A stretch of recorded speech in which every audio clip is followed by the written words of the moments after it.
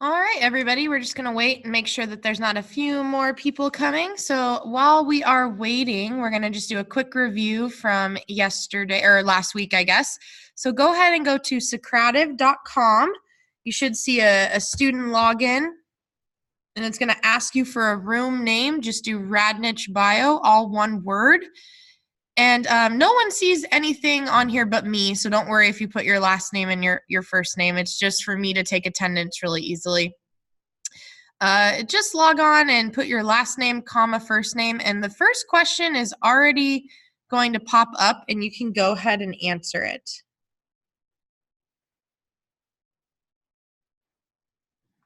And also, while we're in the waiting for everybody, go ahead and let me know where everybody is today. Are you at home? What state are you in? What's the weather like? You can go ahead and type it into the chat.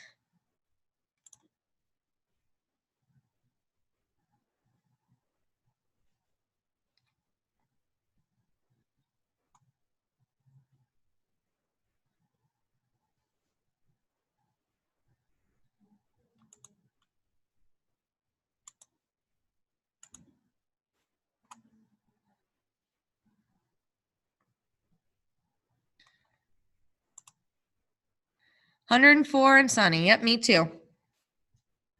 I am in Glendale right now.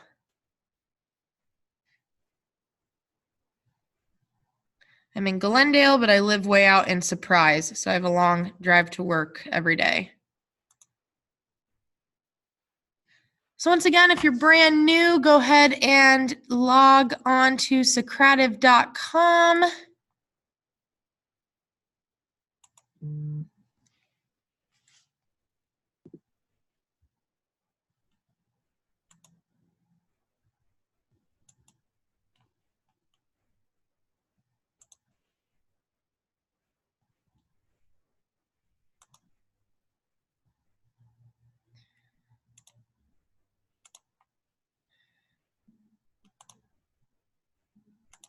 And we'll get started here in about 1 or 2 more minutes. Just wait.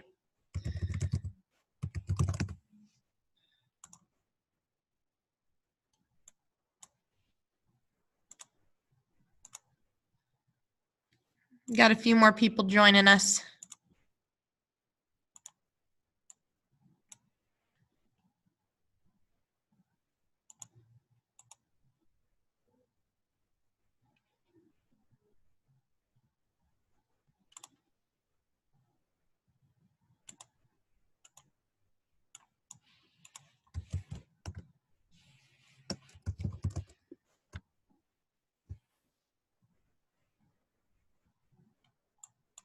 So go ahead, go to Socrative.com.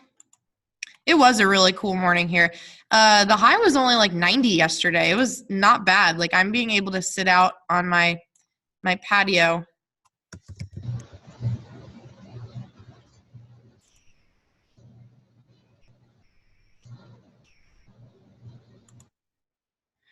So when you go to Socrative, that first one should be, first question should be popping up.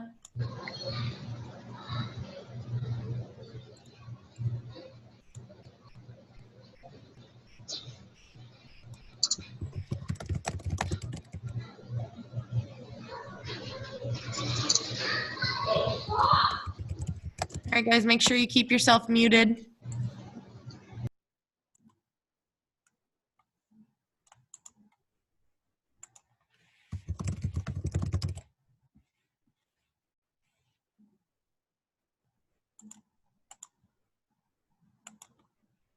I cannot wait until it's fall either.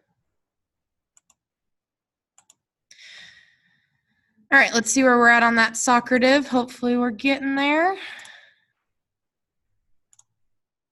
Looks like most of you are on.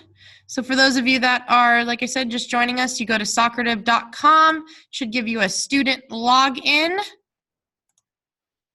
Click on that, type in room name Radnich Bio, and then just do your last name, comma, first name. Even if you jump in after we've done a question, not a big deal. All right, so number one, going back to last week, we talked about why do you think biologists want to classify organisms? And a majority of you said A. We want to be able to classify organisms because we want to show how organisms are related to each other or how distantly related they are to each other.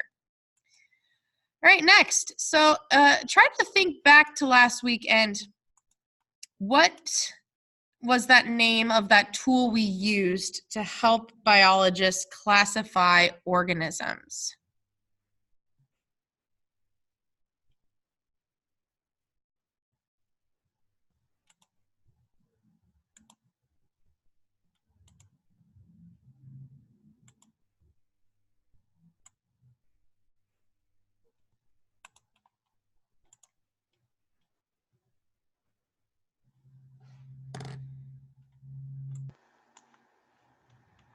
I need the Jeopardy music on while I'm waiting for you guys.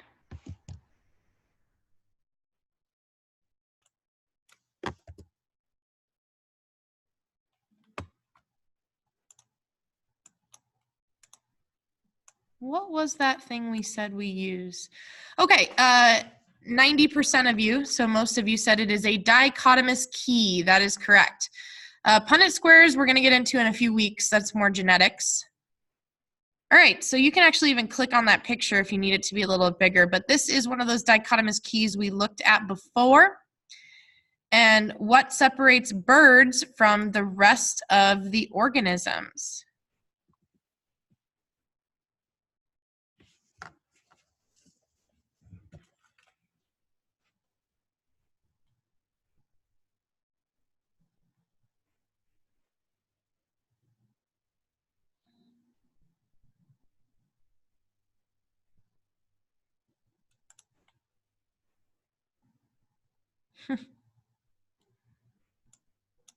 Yes, the car is super hot. I hate it.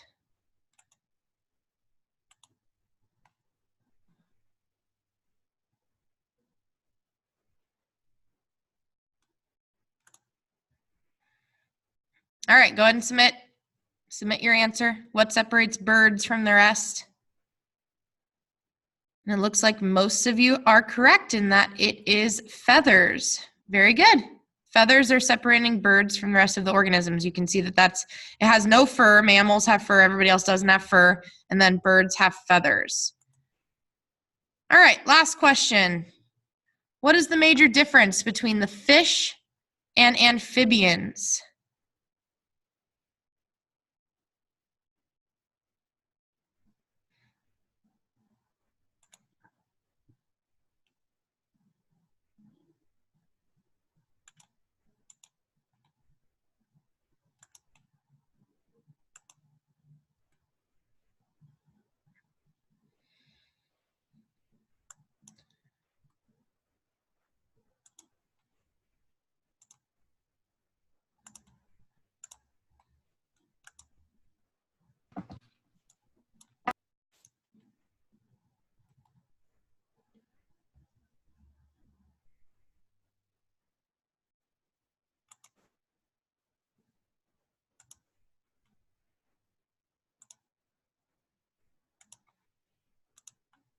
All right. And most of you guys said amphibians do not have gills as adults.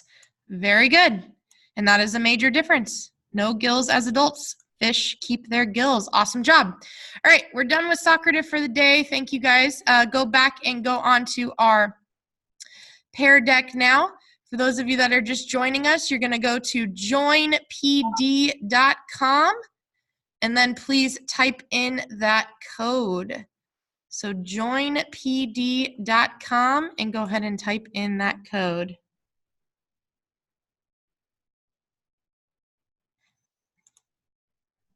And this is our Pear Deck. This is what we always use.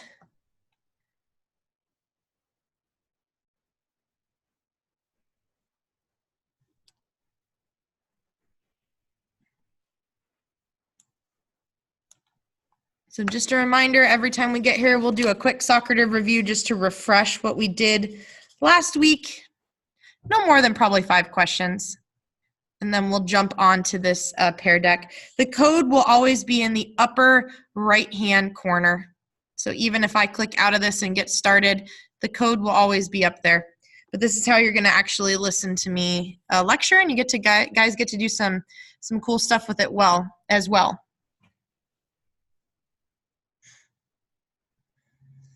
So joinpd.com, and SBKBI is our code today.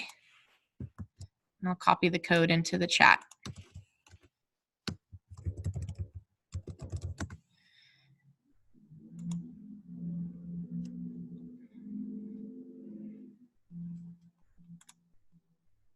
All right, about 30 more seconds, and then we need to get going.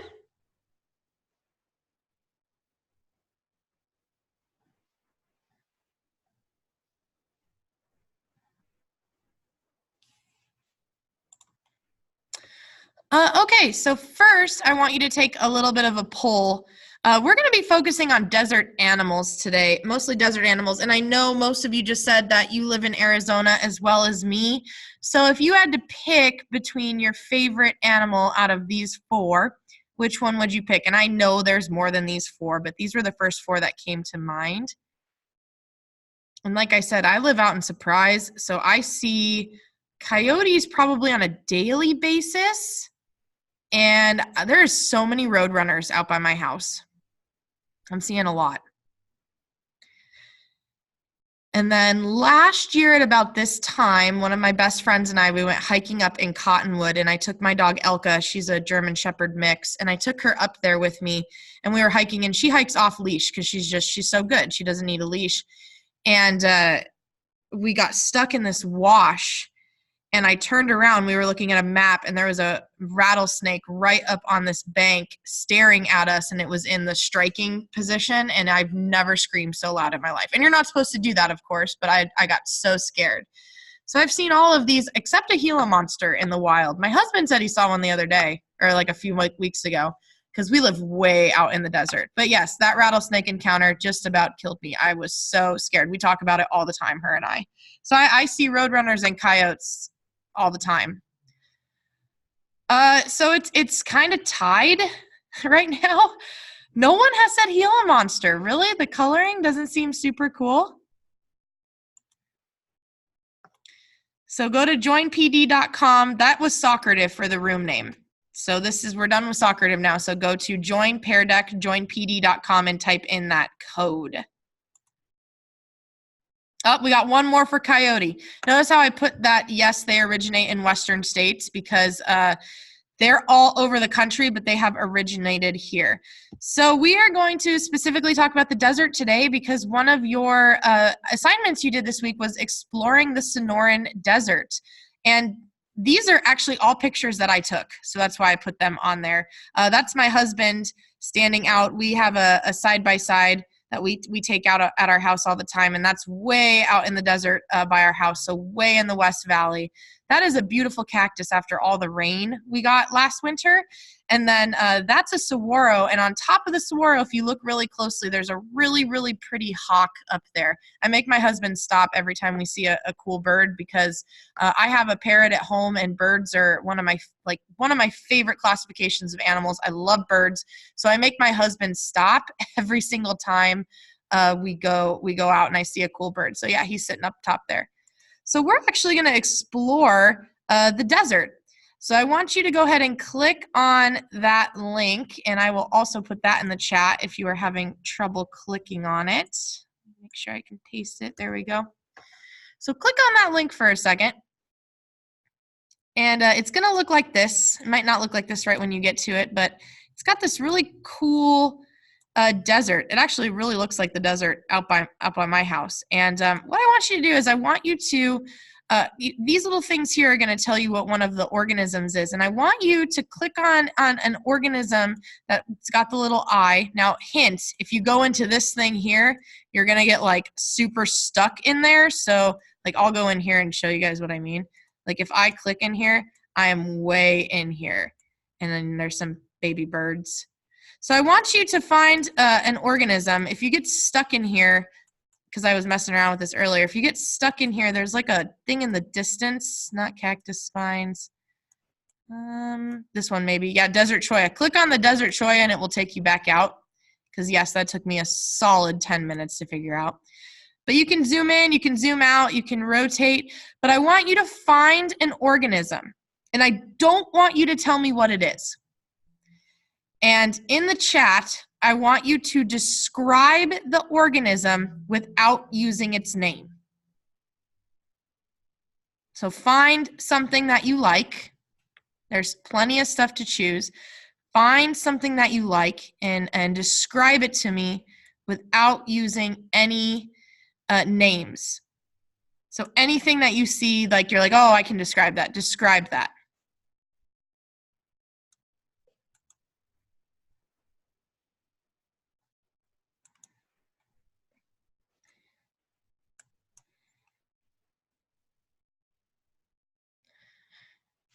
So let's take 2 minutes. You got 2 minutes on the clock. Find an animal or find a plant. Doesn't have to be an animal. I just always lean towards animals because I like studying them more. But anything, a plant or an animal that's on there, and describe it without using any of its name.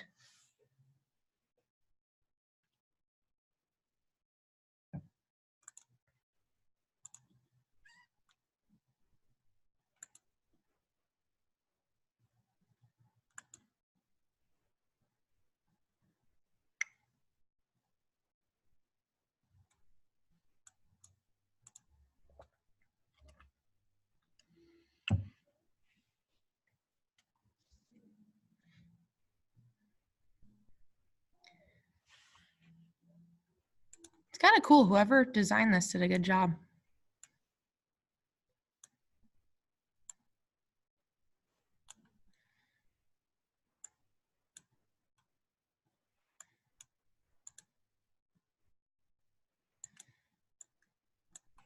Very good. Both of you guys, those are great. Ooh, wow, you can even go down into this wash. Look around. Ooh.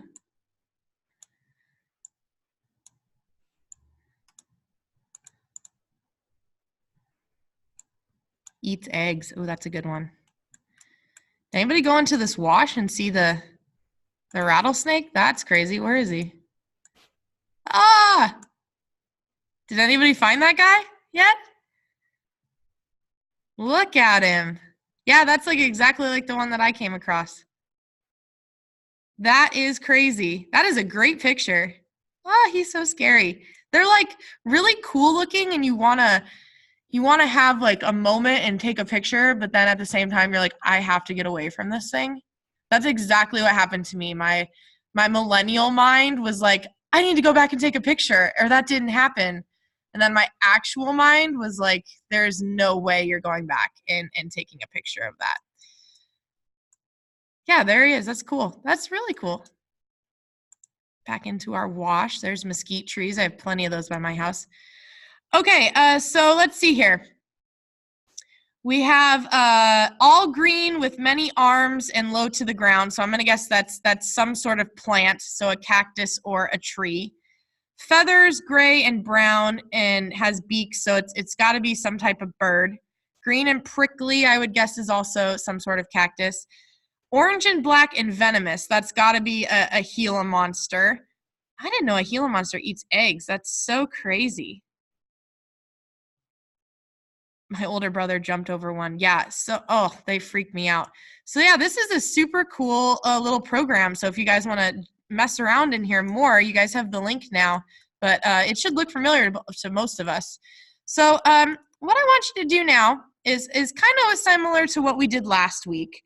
I want you to look at these two animals, and quails are one of my favorite. I already told you guys I love birds. So I want you to look at this and describe the similarities.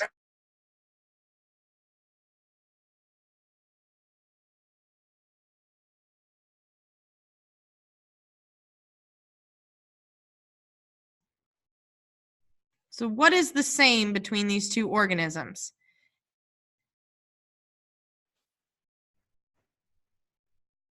And they definitely have a lot of differences. I think the similarities might even be a little harder between these two.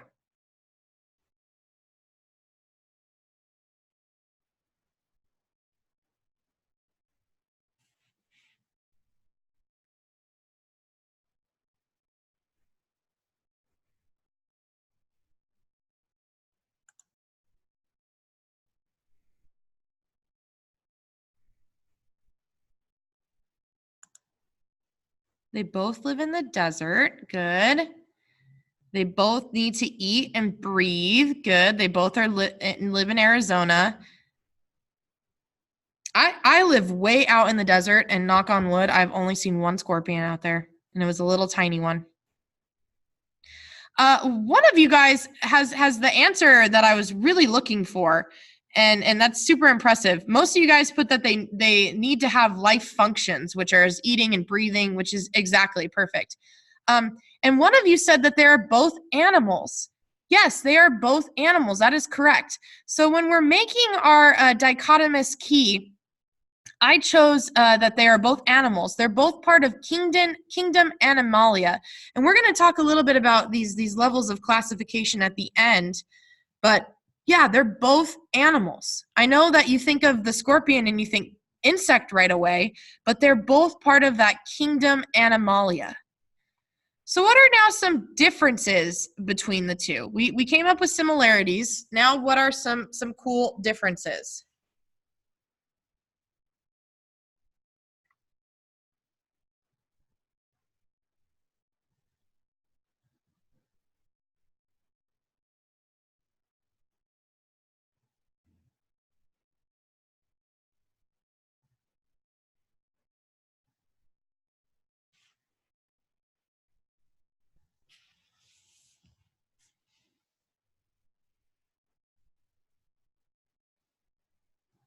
One flies. Ooh, somebody put that the scorpion is a carnivore and the quail's an herbivore. I think you're right. I think the quail's an herbivore. I would think it only, I don't think it might eat insects, but I'm not sure about that. So it's either an herbivore or an omnivore for sure.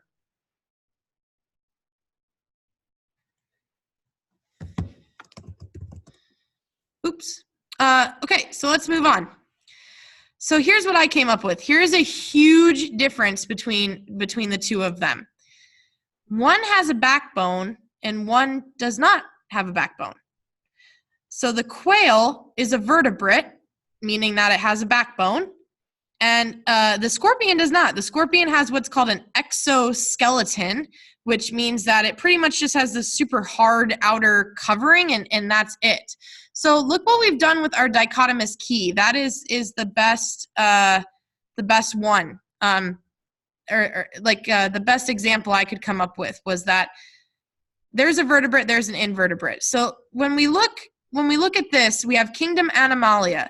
They're both in kingdom Animalia. That's the important thing. I gotta get the chat away. You guys are distracting me. That's so funny. The kingdom Animalia, they're both part of kingdom Animalia, but they both don't have a backbone. So pretty much from the quail on, every animal that we put will have a backbone. And every animal from the scorpion and on will not have a backbone. It's an invertebrate, means no backbone. So now let's go ahead and look at this cactus. This is a saguaro cactus. I want you to answer two questions. What are some similarities between the cactus and the other species? And then what are some differences between the cactus and the other species?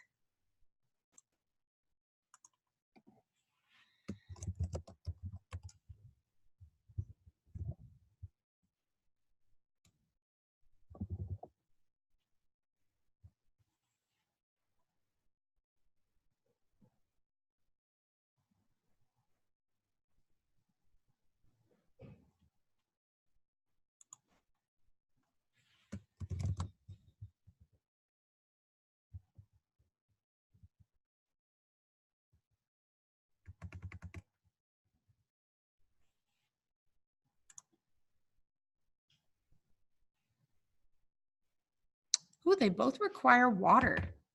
That's a lot of you guys are saying that. They both need water.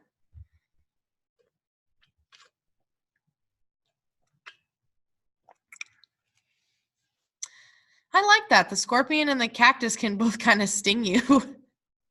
They both need nutrients.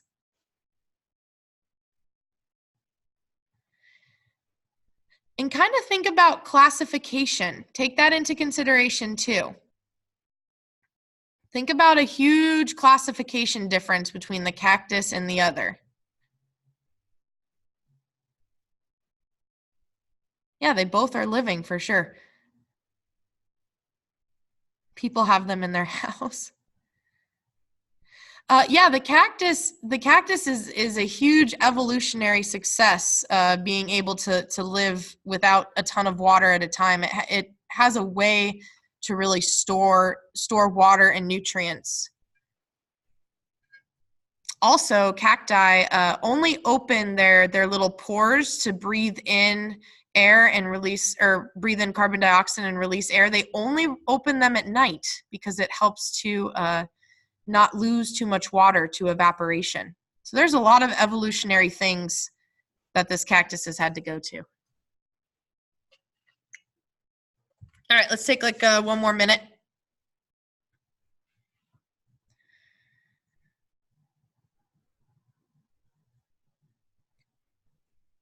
Cacti doesn't eat other things. That's very true. That's a good one. It stores water and it can survive in extreme temperature.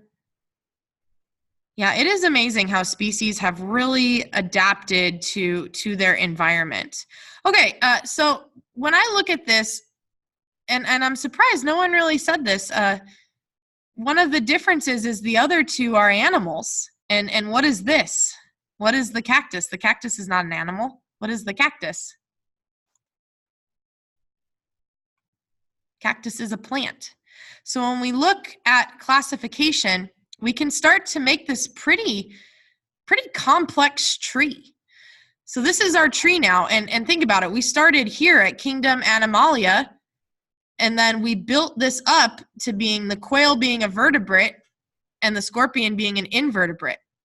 Now, there's a few different domain.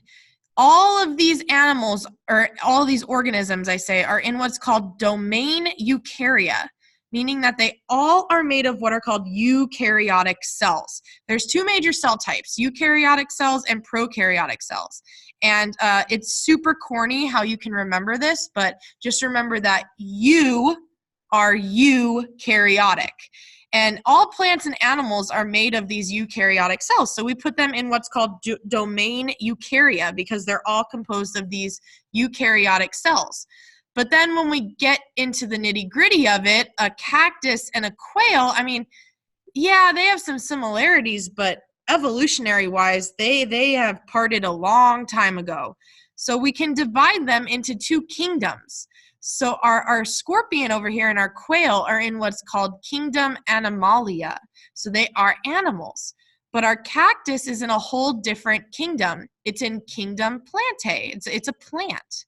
So when we look at how we classify organisms, it can be super complicated. We start out with domain. So we start out on the right, and as you can see, domain is large. There's a lot of organisms in there, and they're very different organisms. I mean, we have sponges to butterflies to a turtle to a dolphin, but all of these are made of eukaryotic cells. Then we go into our kingdom, and kingdom, it just keeps getting now more and more refined and more specific. So when we look at the next kingdom, the kingdom is Animalia. So we've gotten rid of all the plants. All the plants are gone. They're in their own kingdom. Next, we go into phylum. And phylum, this particular phylum that these animals are in is called Chordata. And Chordata means that all of these animals are going to have a backbone. Okay, they have a backbone. And when you look at that, that all makes sense. Fish have backbones, birds have backbones, bears have backbones. The leopard or cheetah or whatever that is has a backbone. Then we move into class. And we look at all these animals, and all of the animals in this class are mammals, mammalia. So every single animal now in this class is a mammal. Then we move into order. Look at all those animals there. They all are carnivores, meaning that they only eat meat, where the dolphin can eat plants and animals, and so can the zebra. So all of these animals in here are just carnivores. And then we move to the really specifics: family, genus, and species. Species is about as classified as you can get. And every single species has that two-word name for it. This is the American black bear, and it has the genus and then the species. That's how we say it. So next time you go to like the zoo or you're looking up an animal online, you'll see that a lot of times it'll have that classification name or that proper name, and it's going to be the genus followed by the species.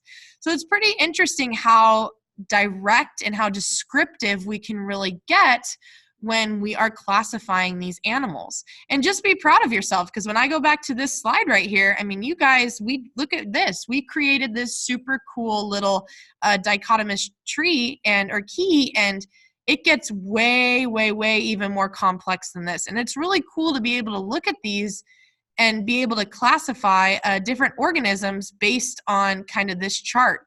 And this chart has been around for a long time.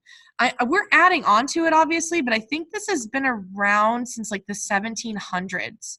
It's been around for a long time, and this is how we've been classifying animals. It just keeps kind of growing and growing, and we're adding more onto it. So that is it for today. This week, remember, you need to start that Unit 2. The biomes unlock after you complete another one. So this week, you needed to complete the Sonoran Desert. That's the one that's open. Then the next, how do you classify, in the Galapagos will open. And every time you finish another one, the next ones will open for you. Okay? So I will see you guys next week. My gosh, I can't believe next week is already mid-September. Isn't that crazy? It's going by so fast. So I will see you guys next week. Have a fantastic rest of your day. Let me know if you guys need anything else, and I will see you guys later. Wait, I have a question. Okay, what's up? How can we? Okay, so I'm clicking on the bio and beyond thing, and it's showing up, and it's like saying like, "Welcome." Let's see how many more observations you can find, and it's not like going away. Like it won't go away. Okay, Just, send me a screenshot of it on Canvas. I have no idea how to do that. How to take a screenshot? No. Are you on a computer or an iPad? I'm on a computer.